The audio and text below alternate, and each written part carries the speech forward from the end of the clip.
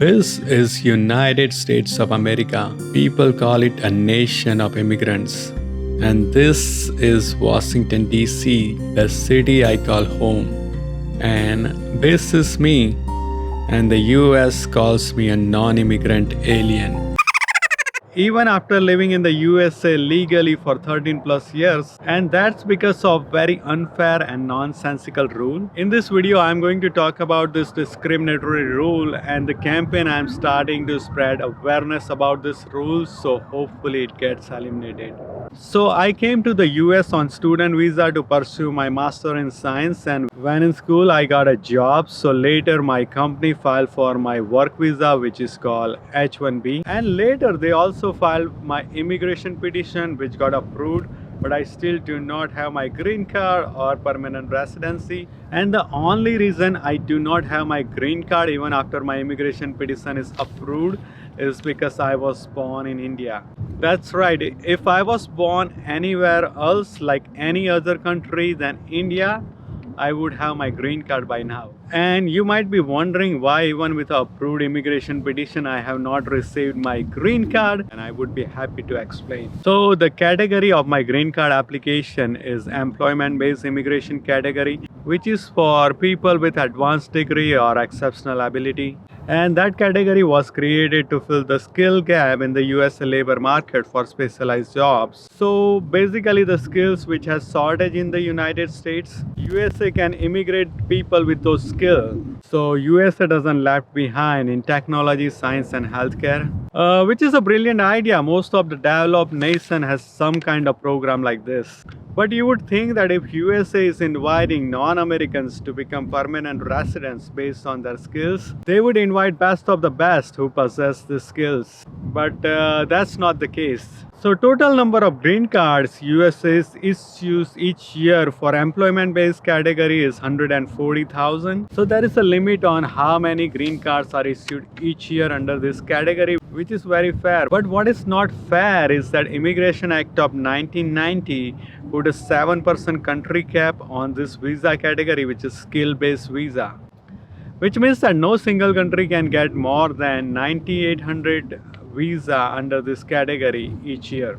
So as soon as 9,800 green cards are issued each year to one particular country, people from other countries who hasn't reached their 9,800 quota gets more priority, even if they are like less skilled or less experienced. So country like India, which has population of almost about 1.4 billion, can get max 9,800 green cards per year. And a small country like Norfolk Island, which has population of just 2,200, can also get max 9,800 green cards per year. So entire Norfolk Island can get migrated to the USA under employment-based immigration in a single year, and still their quota will remain open. So every year, as you would imagine, much more than 9,800 Indians are getting sponsored for this category by their employers, but only 9,800 Indians can get this visa each year. So what happens to the rest of the Indians who got sponsored, their immigration petition got approved,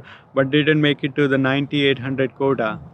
Well, they have to wait in line. For example, let's say in 1990, 20,000 Indians were eligible and got sponsored for this green card by their employers. Only 9,800 out of this 20,000 Indians will get green card. So the rest of 10,200 Indians will have to wait in line, and 9,800 of those people will get green card in 1991. So 400 people will still have to wait in line in 1991. But then there are 12,000 another Indians who got sponsored for this green card in 1991. None of those will receive green card. They will all have to join the line. So as of now, there are estimated 1 million Indians who are living in the United States are waiting in this line to receive their green cards. Because of this nonsensical cap on skill-based visa, many of the people who came with me or many much later are now US citizen because they were not born in India. And that is the frustration many Indians are living under, seeing people all around them which are sometimes less experienced or less skilled become permanent residents and citizens faster just based on country they were born in, which is not fair.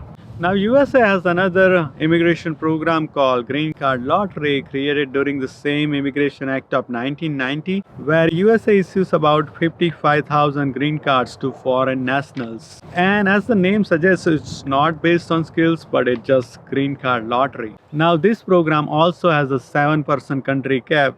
Now that is somewhat fair because purpose of this category is to increase diversity. So the 7% country cap is there, so no single country can receive all of those green cards. But what is the point of putting country cap on green cards for specialized jobs which is created to fill the skill gap in the US labor market? Because of this discriminatory rule, there are many Indians in the USA who are stuck working on work visa rather than becoming permanent residents and citizens like many of their peers who were like born anywhere but India. And some of the challenges we have to face on daily basis are huge lack of sense of security and stability. Because on work visa, if you lose your job, you have to find another job which sponsors your work visa within 60 days. Otherwise, you have to leave the country. It doesn't matter how long you have been living here. Like I have been living here legally for 13 plus years, but if I lose my job and if I don't find another job in 60 days, then I have to leave everything behind which I have built here and leave the country. And I am single, but many of my Indian peers who are stuck in this backlog are married and have kids who are born here, and even they have to live within 60 days if they don't find a job. And even if you are doing the same job, you have to keep renewing this visa every 3 years. So every 3 years, if you are traveling outside of the United States, then you have to do a lot of advanced planning and paperwork, spend a lot of money on visa fees.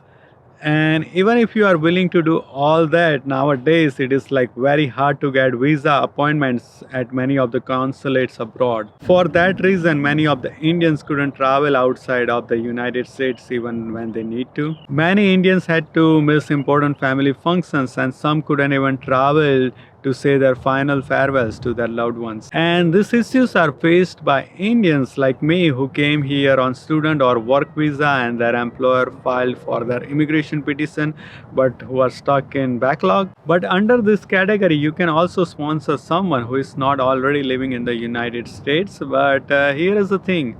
Assume that you are running a hospital in the USA and there is a vacancy of a doctor which you are not able to fill locally. Now there is an Indian doctor who is living in India who is perfect for the job, but if you sponsor their green card, according to current timing, it will take them about 20 years before they can come and start working for you here in the United States. And now your second option is this another doctor who is not even half qualified in comparison, but this doctor is born in a country like Norfolk Island which doesn't have any backlog. So if you hire this doctor, they can come and start working for you in within about a year. Now, which doctor you will be forced to hire? So because of this rule, America is hurting as well because many companies and hospitals can't hire the best qualified person available. And don't get me wrong, I'm not saying that India should get priority or only India is producing best talent. What I am saying is that there shouldn't be country cap on skill-based visa. If this rule is not there and if there is any job opening in America, first it should go to Americans. And if not enough Americans are available for this job or job class, then get the best of the best qualified person outside of the United States. So basically, first priority is Americans and second priority is whoever is the most qualified from the rest of the world.